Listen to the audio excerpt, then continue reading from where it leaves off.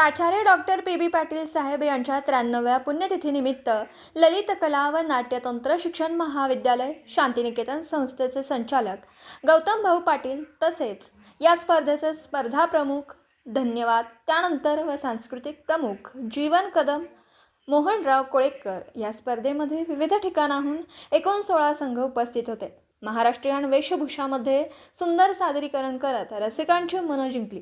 पारंपरिक लोककला जपण्याचा प्रयत्न शांतिनिकेतनचे सर्वेसर्वा गौतम भाऊ पाटील यांनी केला। त्यांचे सर्वत्र कौतुक होते। तसेच उपसंचालक डी.एस. माने, मुख्याध्यापक संजय खांडेकर, साई कमल कोरबू, प्रसिद्ध प्रमुख रणजित आवळे, प्राचार्य आर.जे. पाटील, मुख्याध्यापक सरगर यांच्यासह सर्व मान्यवरांचे आभार मार्गदर्शनाखाली या संपूर्ण कार्यक्रमाचे आयोजन करण्यात आले। आयोजित खुल्या पारंपरिक लेझिम स्पर्धा 2025 या पारंपरिक स्पर्धेमध्ये सांगली, कोल्हापूर, सातारा जिल्ह्यातील स्पर्धकांनी मोठ्या उत्स्फूर्तपणे सहभाग नोंदवला।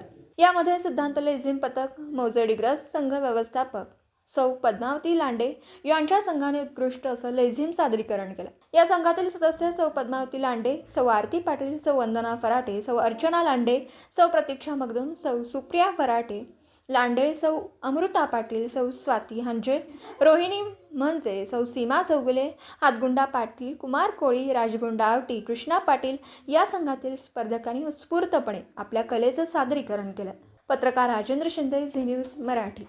ज्यांनी आपल्या वक्तृत्वातून राजकारण करण्यापेक्षा समाजकारण केलं, त्यांनी माणसं तोडण्यापेक्षा त्यांनी माणसं जोडण्याचं काम केलं, असे शांतिनिकेतन लोकविद्यापीठाचे शिल्पकार माननीय प्राचार्य डॉक्टर पी बी पाटील साहेब यांच्या 93व्या जयंतीनिमित्त खुल्या लेझिम स्पर्धेचं आयोजन केलेलं आहे। खरं तर लेझिम हा लोककला प्रकार शिवकाळापासून चालत आलेला हा प्रकार आज ही कला कुठंतर लोप पावत चाललेली आहे की काय अशा प्रकारची परिस्थिती प्राप्त झालेली आहे। लोककला आणि शांतिनिकेतन एक अतूट नातं आहे की ज्या कला पथकाच्या माध्यमातून प्राचार्य डॉक्टर पी बी पाटील साहेबांनी या संस्थेची उभारणी केली आणि म्हणून या संस्थेनं एक नाविन्यपूर्ण उपक्रम म्हणून संस्थेचे संचालक आदरणीय गौतम भाऊ पाटील यांनी या लोककलेंना एक ऊर्जितावस्था मिळावी, त्यांना नवसंजीवनी मिळावी या उदात्त हेतूनं त्या विविध स्पर्धेचं आयोजन केलेलं आहे। खरं तर हा कलाग्राम, या कलाग्राममध्ये विविध स्पर्धेच्या आयोजनामधील लेझिम हा एक कला प्रकार